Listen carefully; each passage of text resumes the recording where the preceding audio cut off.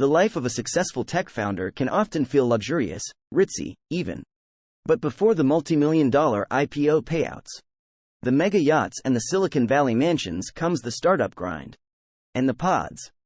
Just ask Christian Lewis, a 26-year-old from the Chicago suburbs who recently came to San Francisco to chase the AI dragon.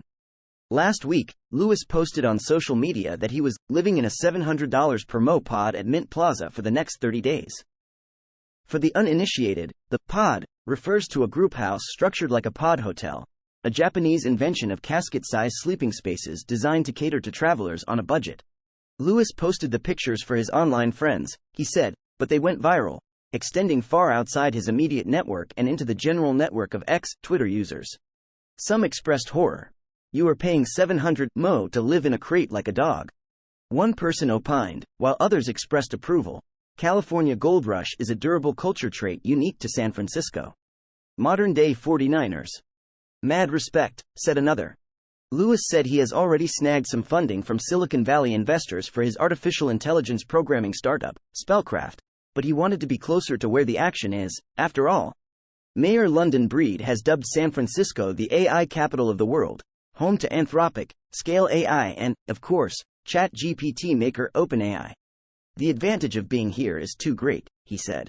I decided to come out for a few weeks, and then when I got here, he added, I was like, okay, I'm not gonna leave.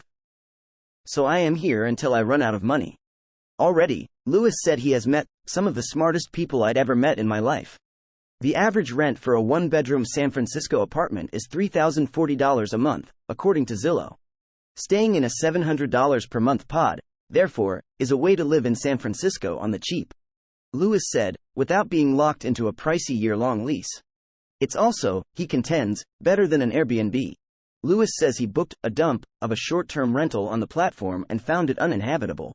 He also would rather not live in a shared apartment with roommates. The Mint Plaza pod space evokes a co-op, or a much more cramped version of those micro-apartments that have popped up throughout the Bay Area.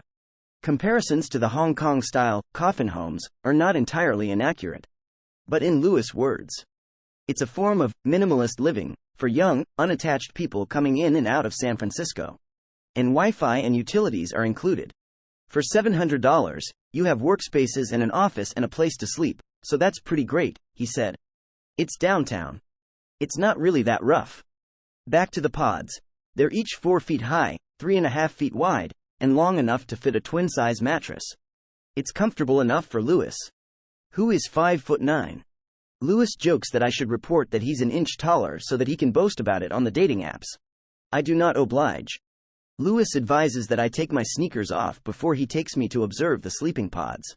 You don't want to disturb anyone who could be asleep, he explains, as we inch toward the stacks of pods on Thursday afternoon.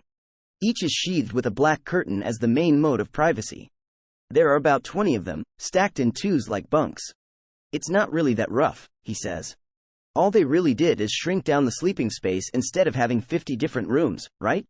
The pods occupy the top floor of a 3-story building that used to be a bank.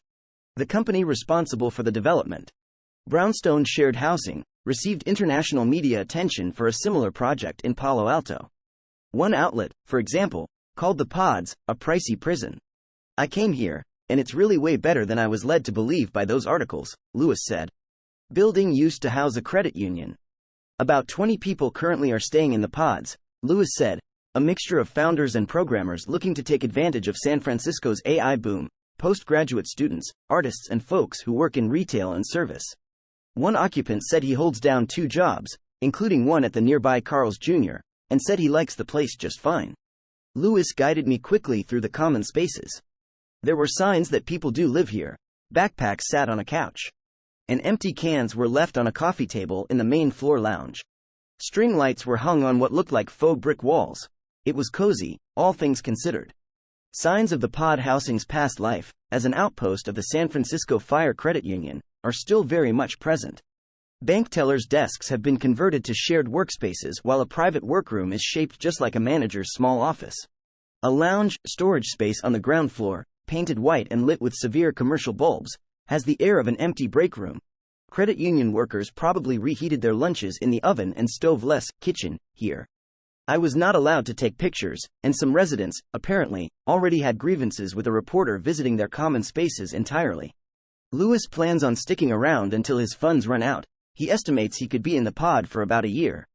Alternatively, if he and Spellcraft, his startup, make it big, he would consider moving out to an overpriced apartment. But a week in, he seemed content with his pod. I need quite a jump, really, in all honesty, in order to be able to afford the traditional apartment here.